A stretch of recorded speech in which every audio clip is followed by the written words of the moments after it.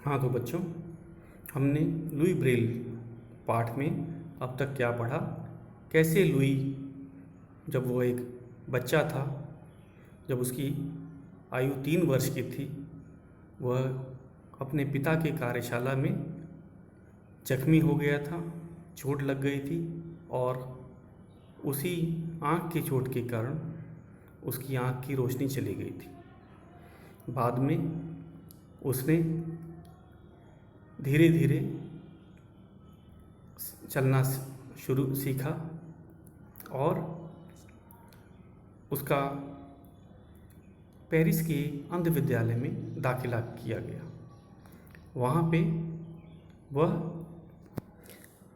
उसने बहुत सी चीज़ें सीखी और एक सज्जन जो चार्ल्स बारबियर, उन्होंने उनको काफ़ी प्रेरित किया और चार्ल्स बारबियर से ही वे प्रेरित होकर उन्होंने ब्रेल लिपि की रचना की। तो हम पाठ का शेष भाग का पठन करेंगे और व्याख्या करेंगे।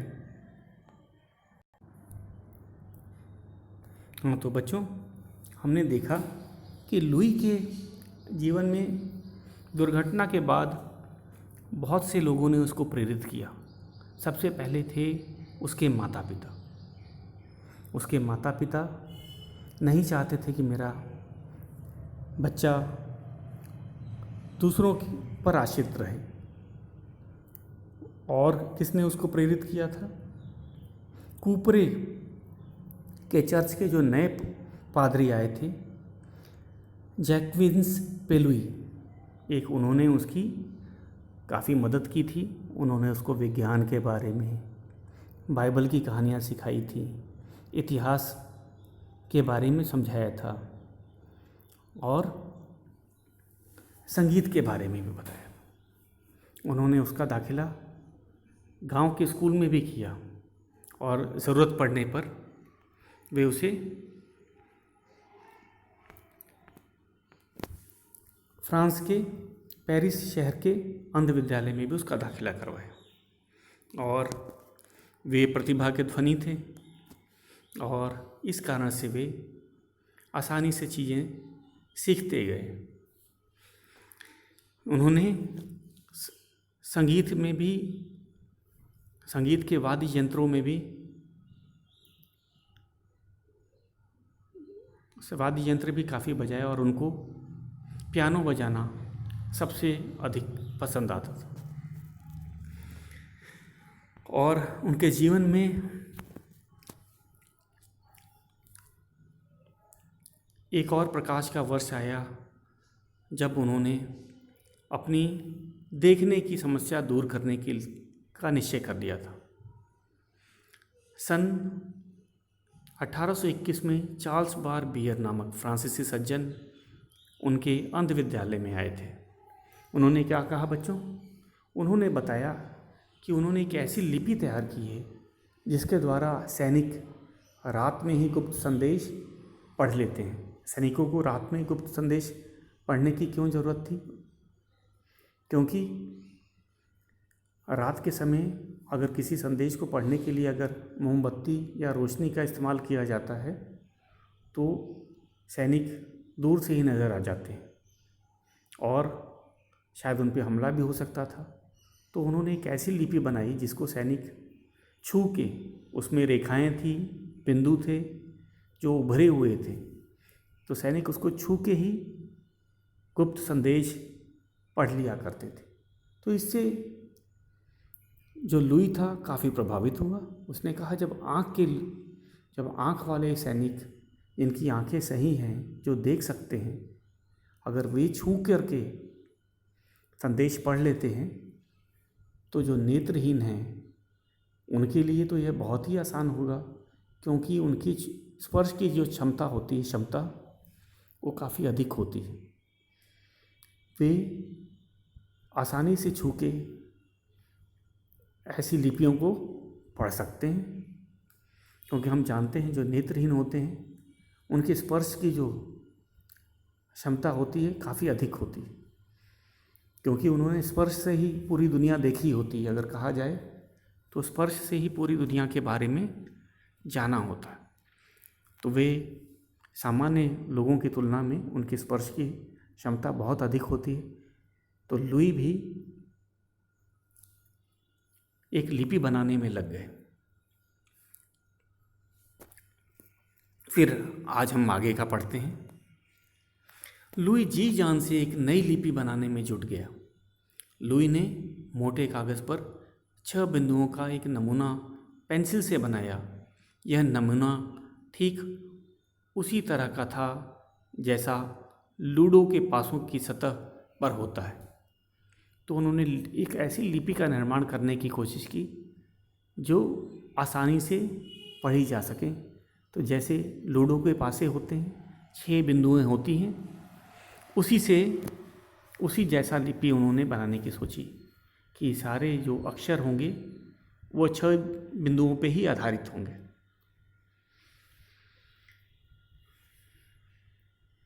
फिर उसने बिंदुओं को उभारकर वर्गमाला के प्रत्येक अक्षर का नमूना तैयार कर लिया।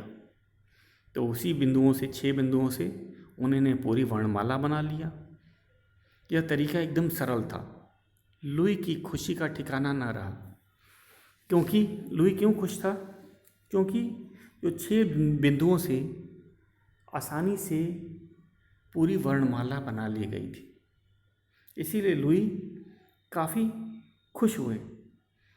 खुशी का ठिकाना न रहना मतलब बहुत खुश होना। उनको भरोसा नहीं हुआ कि इतनी आसानी से वे एक लिपि का निर्माण कर सकते हैं और जो नेत्रहीन होते हैं वो उभरे हुए बिंदुओं को आसानी से छू के बड़ी तेज़ी से पढ़ाई कर सकते हैं, पढ़ने का काम कर सकते हैं। पहले कैसे करते थे?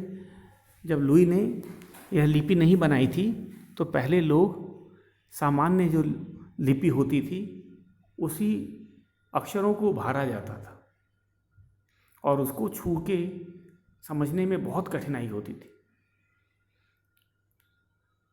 लेकिन ये जो बिंदुओं वाली जो लिपि है उसको छूना और तेज़ी से पढ़ा जा सकता था। तो ये अंतर था और लुई इसीलिए बहुत खुश हुए क्योंकि उन्होंने बहुत ही कम समय में ये लिपि विकसित कर ली थी, तैयार कर ली थी। उसने दृष्टिबाधितों के पढ़ने के लिए एक नई सरल लिपि विकसित कर ली थी। सन 1829 में लुई ने इस लिपि को प्रकाशित किया। तो ये 1829 ईस्वी में इन्होंने इसको प्रकाशित किया ताकि अन्य नेत्रहीन लोग भी इसको जान सकें, समझ सकें। लुई लगातार बिंदुओं वाली अपनी पद्धति पर कार्य करते रहे और उन्होंने उसको सुधार भी करना जारी रखा। उस लिपि का निरंतर सुधार करते गए। 8 वर्ष बाद उन्होंने उसका संशोधित रूप दुनिया के सामने रखा और उन्होंने 8 वर्ष और लिए उसको और अच्छा करने में, संशोधित करने में, और उसके बाद फिर दुनिया के सामने रखा। लुई घंटों पुस्तकालय में बैठकर उभरी हुई बिंदुओं वाली किताबें बनाते और इसके अलावा उन्होंने अब अनुवाद भी करना शुरू कर दिया। बड़ी बड़ी दूसरी जो अच्छी किताबें थी वो अभी दृष्टिहीनों के पास नहीं पहुंची थी, तो वो उनको बनाने में भी लगे रहते थे। कैसे बनाते थे? ब्रेल लिपि में उसको बदलते रहते थे, उसका अनुवाद करते रहते।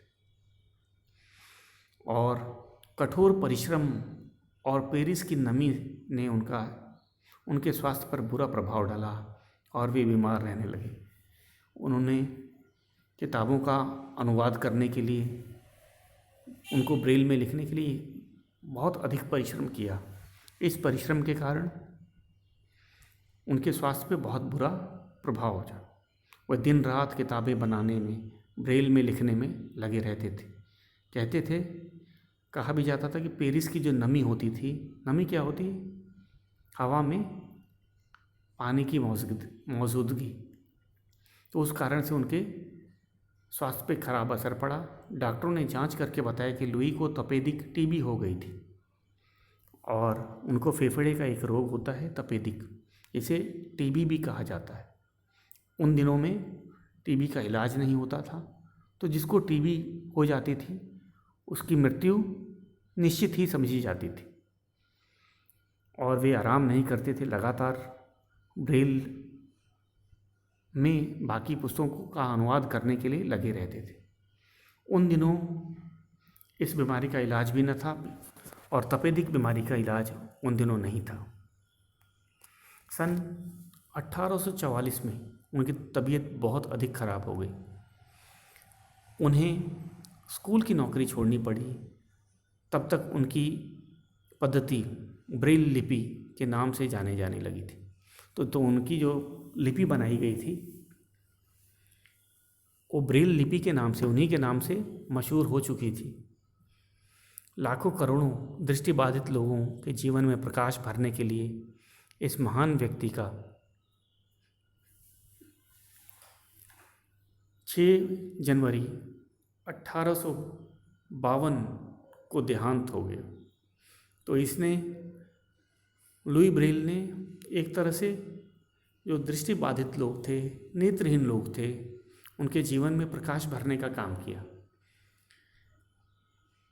किस लिपि द्वारा? वही ब्रेल लिपि द्वारा। और ये संसार के सभी दृष्टिबाधित लोगों, नेत्रहीनों द्वारा आसानी से अपना लिया गया, क्योंकि ये बहुत ही सरल लिपि थी और पूरे एक देश में नहीं बच्चों, पूरे विश्व में यह सबसे सरल लिपि मानी गई तथा आज तक इसको सभी नेत्रहीन इसका प्रयोग करते हैं। और अब तो बहुत सी किताबों का ब्रेल में, लगभग सभी अच्छी किताबों का ब्रेल में अनुवाद हो चुका है। तो इनकी मृत्यु कब हुई? 6 जनवरी 1852 को इनका देहांत हो गया था। धीरे धीरे उनकी पद्धति का सारे संसार में प्रसार हो गया। प्रसार का अर्थ होता है फैलना। वह केवल फ्रांस या पेरिस में न रहकर पूरे संसार में फैल चुकी है। आज भी आप देखोगे कि रेल के जो डब्बों में, रेल के जो नंबर, सीट नंबर भी ब्रेल में लिखे आते हैं। एरोप्लेन में भी जो सीट नंबर, उसको ब्रेल में भी लिखा होता है। तो अब संसार के सभी देशों ब्रेल को अपना लिया गया है और लुई ब्रेल ही ने ही इसकी रचना की थी। उनकी मृत्यु के 6 वर्ष बाद अमेरिका में पहली बार दृष्टिबाधित के स्कूल में ब्रेल लिपि में लिखी गई पुस्तकों का प्रयोग हुआ और उनके मरने के बाद ब्रेल लिपि अमेरिका में भी अपना ली गई और पुस्तकों का भी अनुवाद ब्रेल में किया गया है। आज संसार का हर दृष्टिबाधित व्यक्ति ब्रेल लिपि का आविष्कार करने वाले लुई ब्रेल को अपना मसीहा मानता है। मसीहा का अर्थ होता है अपना ईश्वर मानता है, क्योंकि उन्होंने ही ब्रेल का आविष्कार किया था, जिसके कारण जो दृष्टिबाधित लोग हैं आसानी से पढ़ लिख सकते हैं। अब लगभग संसार की सभी अच्छी पुस्तकों का अनुवाद ब्रेल में हो चुका है। नहीं तो पहले जब ब्रेल का अनुवाद नहीं हुआ था तो दृष्टिहीन, दृष्टिबाधित या नेत्रहीन हम लोग कहते हैं, उनको बहुत कष्ट होता था। वे किताबें नहीं पढ़ सकती थी, उनको कोई पढ़ के सुनाया करता था, तभी वे किताबों के बारे में जान सकते थे। या फिर वह कौन से काम करते थे, जो हाथ के जो काम होते थे वही कर पाते थे। अब तो लुई ब्रेल ने ब्रेल लिपि का आविष्कार किया और आज भी संसार का हर दृष्टिहीन व्यक्ति उन्हें अपना मसीहा मानता है, देवता मानता है या भगवान मानता है, क्योंकि अगर वे रचना न कर पाते तो वो संसार की जो इतनी अच्छी किताबें हैं वे न पढ़ पाते न लिख पाते। तो आज हम बच्चों, हमने ये पाठ का पठन किया है और व्याख्या किया है। एक बार हम इसका केवल पठन करेंगे, पठन अभ्यास। कम से कम आपको इस पाठ का 3 बार पठन अभ्यास करना है। हमने देखा है कि स्कूल में जब हम लोग पढ़ाते हैं क्लास में, तब तो पठन अभ्यास हो जाता था। ऑनलाइन में पठन अभ्यास पे ध्यान नहीं जा रहा है लोगों का। तो पहले मैं इसको पढ़ूंगा एक बार, और आपको घर में कम से कम 3 बार पढ़ना होगा। तो शुरू करते हैं अपने छठे पाठ का पठन अभ्यास, रीडिंग प्रैक्टिस। पाठ 6, लुई ब्रेल। फ्रांस के पेरिस शहर से 25 मील दूर कूपरे गांव के एक साधारण परिवार में लुई ब्रेल का जन्म हुआ। लुई के पिता साइमन ब्रेल एक छोटी सी कार्यशाला चलाते थे, जिसमें घोड़ों की लगाम तथा जीन आदि बनते थे। वह अपनी कारीगरी के लिए पूरे फ्रांस में प्रसिद्ध थे। लुई अपने 4 भाई बहनों में सबसे छोटा और सबका प्यारा था। 3 वर्ष का अबोध लुई एक दिन इधर उधर मटरगश्ती करता घूम रहा था। घर के सभी लोग काम में व्यस्त थे। लुई घूमता घूमता पिता की कार्यशाला में चला गया। कार्यशाला में चमड़ा काटने और उसमें छेद करने वाले कई औजार रखे थे। नन्हे लुई ने चमड़े में छेद करने वाला एक औजार उठा लिया और उससे चमड़े पर कुछ बनाने लगा। औजार उससे संभल ना पाया और उसकी आँख में लग गया। बच्चे की चीख सुनकर उसकी माँ दौड़ी आई।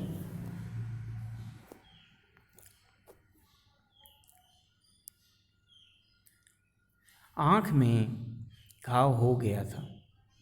माँ ने आँख धोकर दवा डाली, पट्टी बांध दी, किंतु लुई की आँख में इन्फेक्शन हो गया और वह दूसरी आँख में भी फैल गया। धीरे धीरे लुई की आँखों की रोशनी चली गई। उसके माता पिता उसे लेकर पेरिस गए। नेत्र विशेषज्ञों से सलाह की, पर काफ़ी देर हो चुकी थी। वे निराश लौट आए। नन्हा लुई इस दुर्घटना के बाद गंभीर हो गया। उसकी चंचलता समाप्त हो गई। लुई के माता पिता उसके भविष्य को लेकर चिंतित हो उठे, किंतु उन्होंने हिम्मत नहीं हारी। वे नहीं चाहते थे कि लुई अपने कामों के लिए दूसरों पर आश्रित रहे। वे सदैव उसे अपना काम स्वयं करने के लिए प्रोत्साहित करते। पिता ने उसे चमड़ा पॉलिश करना सिखाया। लुई माँ के कामों में उसकी मदद करता था। 6-7 वर्ष की आयु में वह छड़ी की सहायता से गांव में घूमने लगा। तभी कूपरे के चर्च में नए पादरी जैक्विन्स पे लुई आए। उनकी नज़र लुई पर पड़ी और उन्होंने उसे अपना लिया। लुई के जीवन में प्रकाश आ गया।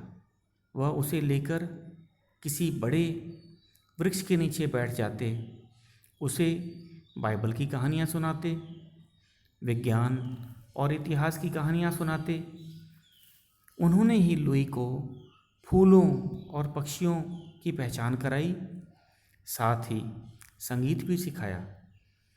लुई ने मन ही मन ठान लिया कि वह जीवन में कुछ करके दिखाएगा। कूपरे में एक ही स्कूल था। पादरी ने स्कूल के अध्यापक से बात करके उसे स्कूल में भर्ती करवा दिया। पहले पहल तो वह अन्य सामान्य बच्चों में सहमा सहमा रहता था, किंतु धीरे धीरे उसने अपनी प्रतिभा से सबको प्रभावित कर दिया। उसकी याददाश्त पहले ही तेज थी। अभ्यास से और अच्छी हो गई। आगे की पढ़ाई के लिए पादरी जैक्विस पे लुई ने पेरिस के अंध विद्यालय में लुई का दाखिला करवा दिया। वहाँ भी लुई ने अपनी असाधारण योग्यता और विनम्र स्वभाव व्यवहार से सभी को प्रभावित किया। लुई हाथ के काम में बहुत दक्ष था। पहले वर्ष ही लुई ने सबसे अच्छी बुनाई और चप्पलें बनाने के लिए पुरस्कार मिला। शाम को लुई वहाँ संगीत सीखता था। उसने अनेक वाद्य यंत्र बजाने सीख लिए, किंतु सबसे अधिक आनंद उसे पियानो बजाने में आता था। लुई अपने नए स्कूल में खुश था।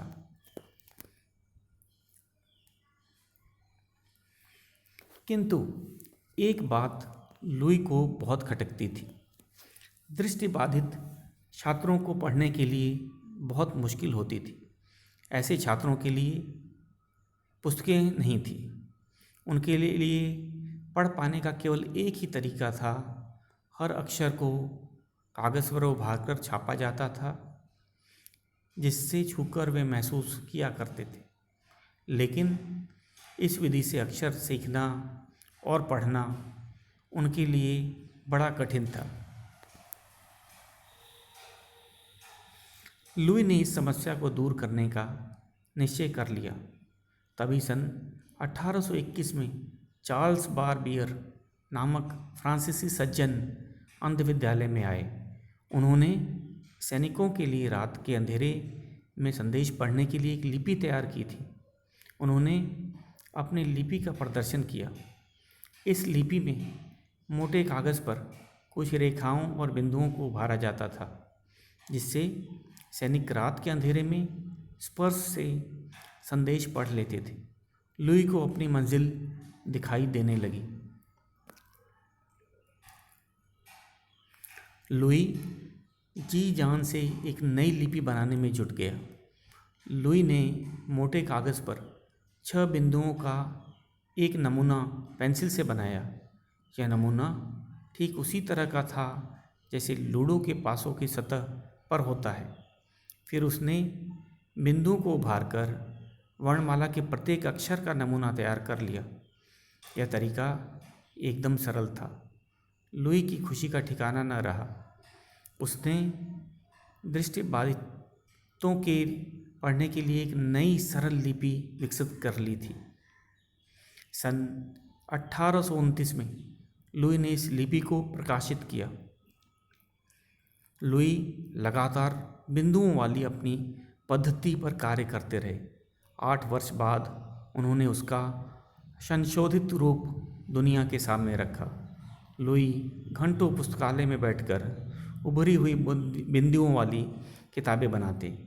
कठोर परिश्रम और पेरिस की नमी ने उनके स्वास्थ्य पर बुरा प्रभाव डाला और वे बीमार रहने लगे। डॉक्टरों ने जांच करके बताया कि लुई को तपेदिक टीबी हो गई थी। उन दिनों इस बीमारी का कोई इलाज न था। सन 1844 में उनकी तबीयत बहुत अधिक खराब हो गई। उन्हें स्कूल की नौकरी छोड़नी पड़ी।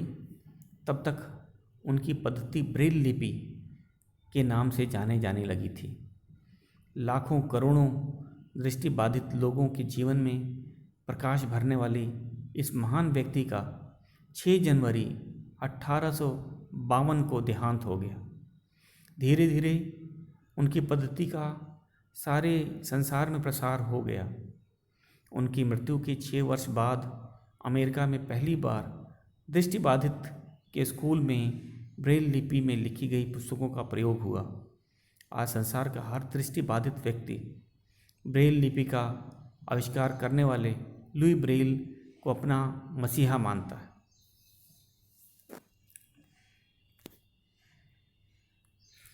तो बच्चों, अब हमने पाठ का एक बार पठन अभ्यास किया, तो आपको कम से कम इसको 2 या 3 बार पठन अभ्यास करना है। और आज का गृह कार्य आपको बता देता हूँ मैं। आज का गृह कार्य है आपका कम से कम पाठ का 3 बार पठन अभ्यास मैंने आपके सामने एक बार किया है, आपको कम से कम 2-3 बार इसको करना है। उसके बाद दूसरा लिखित काम मैं देता हूँ, शब्द अर्थ और मुहावरों को अपनी नोटबुक में लिखना। ठीक है, तो पहला है शब्दार्थ हमारा। हम शब्दार्थ और मुहावरों को अलग अलग करके लिखेंगे। पुस्तक में दोनों को मिला के रखा हुआ है, तो कभी कभी हमें पता नहीं चलता है कि कौन मुहावरा है और कौन शब्दार्थ है। तो पहले हम शब्दार्थ को लिखते हैं। पहला है अबोध। अबोध का होता है ना समझ, जैसे बच्चे अबोध होते हैं। लुई भी 3 वर्ष की आयु में अबोध था। उसे सही गलत का पता नहीं था। उसने एक नुकीला औजार उठा लिया और उसी से उसे चोट लग गई आँख में। तो अबोध का अर्थ होता है ना समझ। सभी बच्चे, छोटे बच्चे अबोध होते हैं। मटरगश्ती मतलब मस्ती करना, बिना किसी उद्देश्य के घूमना। मटरगश्ती क्या होता है? बिना किसी उद्देश्य के इधर उधर घूमना या मस्ती करना। व्यस्त। व्यस्त का अर्थ है कि किसी काम में लगा होना। हम अपने आप को पढ़ाई से व्यस्त रखते हैं, तो व्यस्त मतलब किसी काम में लगा रहना। विशेषज्ञ, किसी विषय का अच्छा जानकार। जैसे इस पाठ के हिसाब से हम कहें तो लुई के माता पिता जब उसे चोट लगी आँख में, तो उसको नेत्र विशेषज्ञों के पास ले गए, क्योंकि वे ही उसका अच्छा इलाज कर सकते थे या उसके बारे में कुछ जानकारी दे सकते थे। तो विशेषज्ञ का अर्थ होता है किसी विषय का अच्छा जानकार। हम लोग इंग्लिश में बोलते हैं एक्सपर्ट। और नेत्र विशेषज्ञ को आई स्पेशलिस्ट कहा जाता है। आश्रित। आश्रित मतलब निर्भर रहना। जैसे आप लोग अपने माता पिता पर निर्भर रहते हो। प्रोत्साहित। प्रोत्साहित मतलब उत्साह या जोश दिलाना। तो हमने देखा लुई ब्रेल को बचपन से ही उसको प्रोत्साहित करने वाले बहुत लोग मिले। इसी कारण से वह अपने जीवन में सफल हो सका। सबसे पहले उसके माता पिता ने उसको प्रोत्साहित किया कि बेटा तुम भले आप नेत्र बाधित हो, नेत्रहीन हो गए हो, आपको हिम्मत नहीं हारनी चाहिए। तो प्रोत्साहित का अर्थ होता है उत्साह तथा जोश दिलाना। सामान्य। आम। सामान्य का अर्थ होता है आम। यहाँ फल की बात नहीं की गई है, यहाँ पे साधारण चीज़ के लिए कहा गया। सामान्य का साधारण या आम भी बोला जाता है। यादाश्त, याद रखने की शक्ति। तो लुई ब्रेल की यादाश्त बहुत अच्छी थी। इस कारण से वह स्कूल में लोगों को प्रभावित कर देते थे। दक्ष मतलब कुशल। दक्ष का क्या अर्थ होता है? कुशल। वह बुनाई में कुशल थे और उन्होंने पहले ही वर्ष में बुनाई और चप्पलें बनाने में पुरस्कार हासिल किया था। तो दक्ष मतलब कुशल। वाद्य यंत्र, बजाने वाले यंत्र, गिटार, पियानो, सितार आदि। वाद्य यंत्र का होता है, हम लोग इंग्लिश में बोलते हैं म्यूजिकल इंस्ट्रूमेंट्स।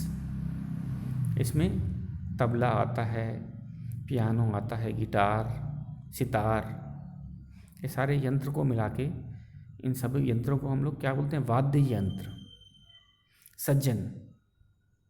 सज्जन मतलब अच्छा जन या अच्छा व्यक्ति। सज्जन का क्या अर्थ होता है? अच्छा जन या अच्छा व्यक्ति। संशोधित। संशोधित का अर्थ होता है सुधरा हुआ।